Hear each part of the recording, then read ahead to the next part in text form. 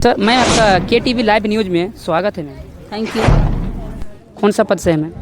मैं कृषि विज्ञान केंद्र किशनगंज से आई हूँ। मैं विषय वस्तु विशेषज्ञ उद्यान के पद पे कार्यरत हूँ। जी मैडम, ये जो विकसित भारत का जो संकल्प आज यात्रा चल रहा है, इसका मेन उद्देश्य क्या है मैम? अभी जो विकसित भारत संकल्प यात्रा चल रहा है पूरे भारतवर्ष में, इसका मेन उद्देश्य है कि भारत सरकार की जो जो योजनाएं चल रही हैं वो सारी योजनाओं के बारे में किसानों तक पहुंचाना, पब्लिक तक पहुंचाना, और जो किसान जो भी ग्रामीण वासी लाभ नहीं ले पाए हैं उन सबको लाभ दिलवाना है। थैंक यू मैम, बहुत बहुत धन्यवाद।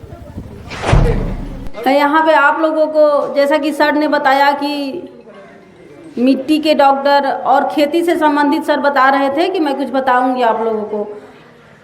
तो ऐसा है कि सबसे पहले मैं ये बताना चाहती हूँ आप सभी किसान भाई को, जो भी यहाँ पे किसान बैठे हुए हैं, जो भी खेती बाड़ी करते हैं, उन लोग सबसे पहले अपनी मिट्टी की जांच करवाएंगे।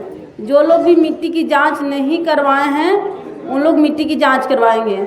मिट्टी का नमूना लेंगे और उस नमूना को कृषि विभाग किशनगंज में जमा कर देंगे। और मिट्टी जांच के उपरांत जब आपकी मिट्टी की जांच हो जाएगी तब उससे आपको यह पता चलेगा कि आपकी मिट्टी में क्या क्या चीज़ों की कमी है, कौन से पोषक तत्व कितने मात्रा में उपस्थित हैं आपके मिट्टी में।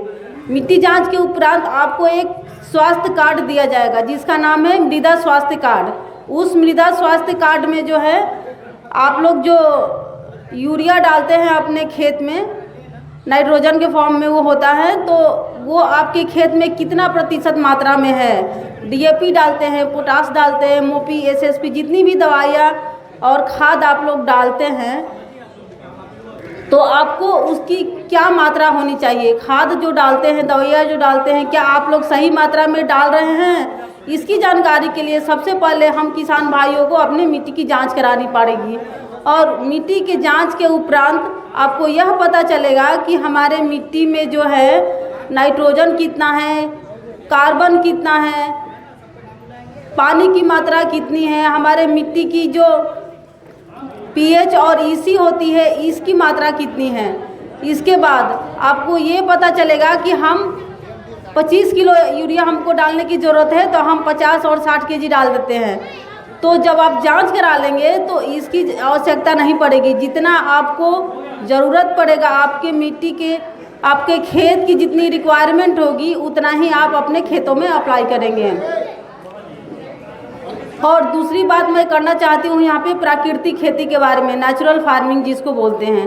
प्राकृतिक खेती एक ऐसी खेती है जिसमें कि किसी भी प्रकार का रासायनिक खाद या दवाइयों का प्रयोग नहीं किया जाता है। उसमें सिर्फ और सिर्फ जैविक चीज़ों से बना हुआ खाद और दवाइयों का प्रयोग करते हैं। जैविक कहने का मतलब कि हमारे फार्म पे, हमारे खेत में जो घरेलू चीज़ है वही सब चीज़ों से हम लोग खाद और दवाइयाँ, कीटनाशक और फफूंदीनाशक, जितने भी बीमारियाँ और कीड़े मकोड़े हमारे फसलों में लगते हैं वो सबको मारने की दवाइयाँ बनाएंगे हम लोग अपने घर और अपने फार्म पे ही। सब लोग, आप लोग अपने अपने जगह पे पहले बैठ जाएंगे। जो भी बताया जा रहा है आप लोग प्लीज़ एक बार सुनिए।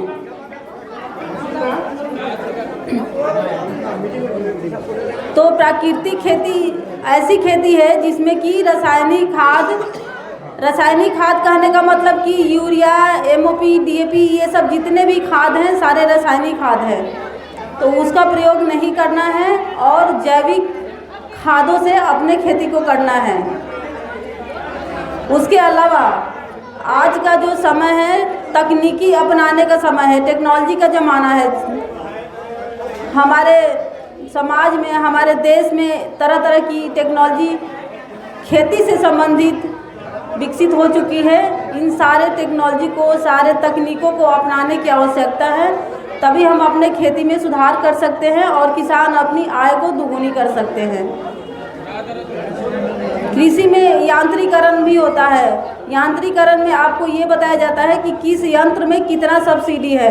तो ये सब जानकारी लेने के लिए आप लोग कृषि विभाग में कृषि विभाग किशनगंज में जा सकते हैं और यंत्र के बारे में जानकारी ले सकते हैं। हमारा कृषि विज्ञान केंद्र जो है किसानों को प्रशिक्षण का कार्य करता है, प्रशिक्षण देने का काम करता है। उसमें प्रशिक्षण सभी विषयों पर दिया जाता है, कृषि हो या कृषि से संबंधित जितने भी विषय होते हैं, फसल, मुर्गी पालन, बकरी पालन, तकनीक तरीके से गौ पालन, मशरूम की खेती कोई करना चाहते हैं तो मशरूम की खेती कैसे करें, और माली का ट्रेनिंग हमारे यहाँ दिया जाता है, मछली पालन कैसे होता है।